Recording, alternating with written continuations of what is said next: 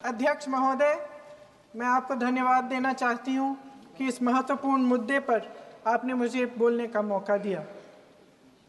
ये अलग बात है कि सत्ता पक्ष के लोग सब मेरे बोलने से पहले ही भाग गए। आइए आइए, आपको देख के मैं खुश थी कि आप वापस आ गए। सबसे पहले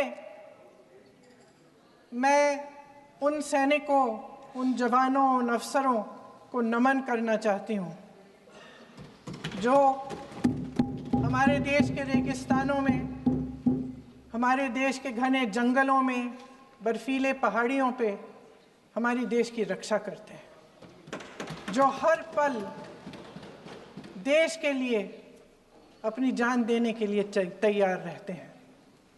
1948 से लेकर अब तक, जब से पाकिस्तानी रेडर्स ने कश्मीर पे हमला किया, तब से लेकर अब तक हमारी देश की अखंडता की रक्षा करने में उनका बड़ा योगदान है।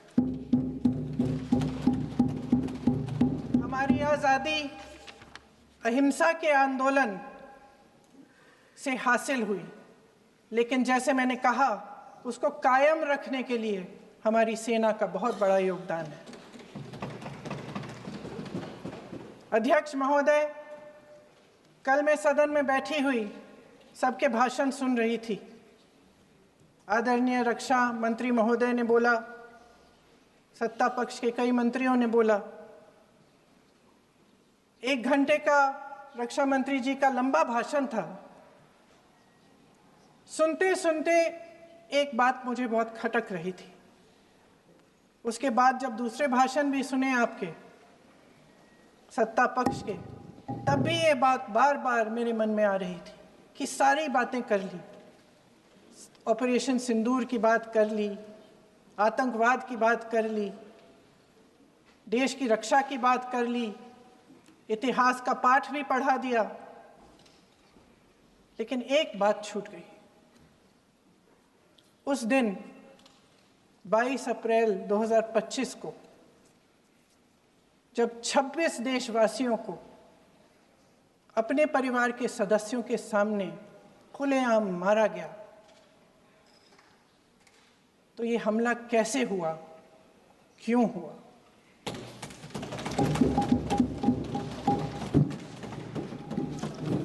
अध्यक्ष महोदय, ये लोग बैसारन वैली में, पहलगाम के पास कश्मीर में क्या कर रहे थे? आजकल पब्लिसिटी का दौर है, प्रचार का ज़माना है। कुछ समय से हमारी सरकार ये प्रचार कर रही थी कि कश्मीर में आतंकवाद ख़त्म हो गया है, कि कश्मीर में शांति है, अमन चैन है। प्रधानमंत्री जी ने खूब भाषण दिए, देशवासियों को कहा कि चलिए कश्मीर चलिए, सैर करिए। कई बार मैंने ये भी देखा मीडिया पर, टीवी पर, कि कश्मीर जाइए, ज़मीन खरीदिए, अब वहाँ अमन चैन है, शांति का वातावरण है। इसी बीच शुभम द्विवेदी, एक कानपुर के नौजवान, और उनके पूरे परिवार ने तय किया कि वो कश्मीर जाएंगे। शुभम द्विवेदी की 6 महीने पहले शादी हुई थी। उसकी पत्नी ने कहा कि उनके बीच एक ऐसा रिश्ता था, प्रेम और दोस्ती का ऐसा रिश्ता था कि वो एक दूसरे को बच्चों की तरह हंसाते थे। सोशल मीडिया पर एक वीडियो भी जारी है जिसमें पूरा परिवार एक साथ बैठा हुआ ताश खेल रहा है और ऐसे हंस रहे हैं कि उस वीडियो को देख के किसी का भी दिल टूट जाए कि इस परिवार को इस तरह से उजड़ने क्यों दिया हमने। 22 अप्रैल 2025 को बैसारन वैली में मौसम का मिजाज अच्छा था। जैसे हर रोज़ लगातार 1000 से 1500 लोग वहाँ पहुँचते थे, उसी तरह से उस दिन भी तमाम पर्यटक वहाँ पहुँचे। वहाँ का रास्ता आसान नहीं है अध्यक्ष महोदय जी, जंगल से जाना पड़ता है, पहाड़ों के बीच जाना पड़ता है, घोड़े से जाना पड़ता है। ये परिवार वहां पहुंचे, मौसम सुहाना था, उनके बच्चे ट्रैम्पोलिन पे खेल रहे थे, कोई जिपलाइन कर रहा था, कोई चाय पी रहा था, तो कोई कश्मीर की सुंदर वादियों की ठंडी हवा का मज़ा ले रहा था। शुभम अपनी पत्नी के साथ एक स्टॉल पे खड़े थे।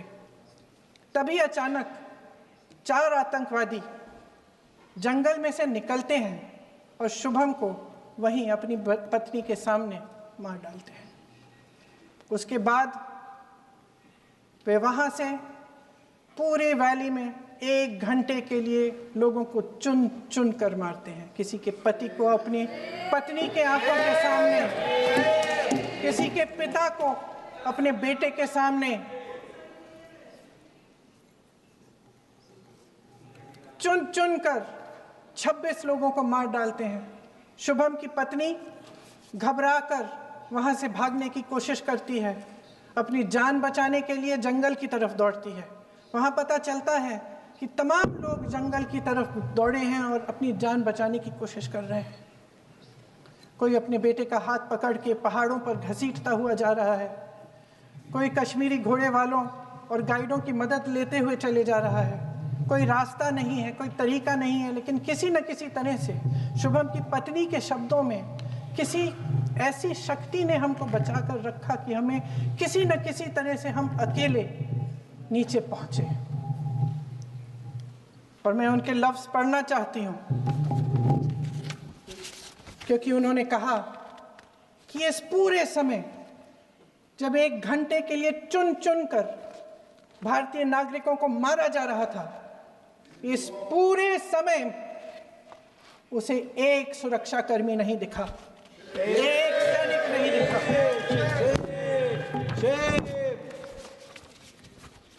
शुभम की पत्नी ने कहा, कोट, मैंने अपनी दुनिया को खत्म होते हुए देखा।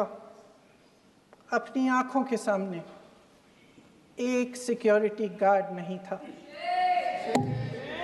मैं ये कह सकती हूं कि देश ने, सरकार ने हमें वहां पे अनाथ छोड़ दिया था। सिक्योरिटी क्यों नहीं थी वहां पे एक सैनिक क्यों नहीं दिखा?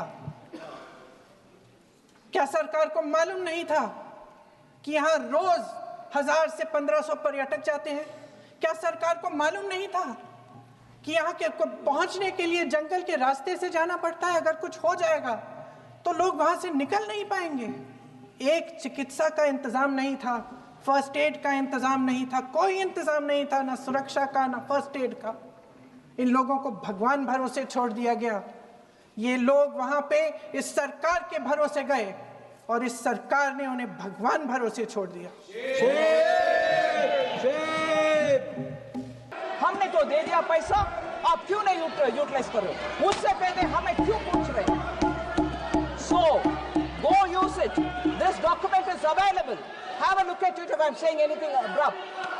So next, sir, these are not chota-mota amounts. These are big amounts. I want to ask question therefore. Sir, flexible pool for RCH and health system. Sir, I've heard health minister Jagat Prakash Nadda ji. No, you can always ask me, Supriya ji, all the questions, but I've heard you all. I want to come up with my answer.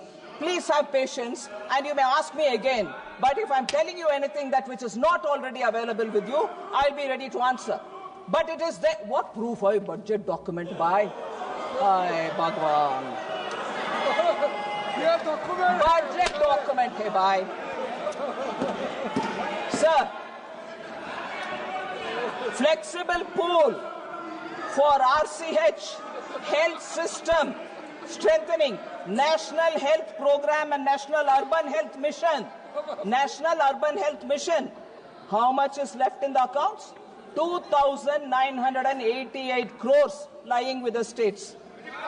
Next, I've heard questions being asked of the health minister. Next, I've heard health minister trying to respond. No, I'm giving teachers. No, I'm giving paramedical staff. No, we are funding. You know, sir, how much money is left there? Human resources for health and medical education. 7,559 crores are lying in the state account. Would they please use it? Sir वो इस्तीफा देना चाहते हैं sir. Sir, वो इस्तीफा देना चाहते हैं। उन्हें कहा Next. इस्तीफा देना है। अब दीजिए इस्तीफा। हाँ, बताओ। बता दो। इस्तीफा देने की बात कर रहे हैं सर। इस्तीफा देना है। Sir,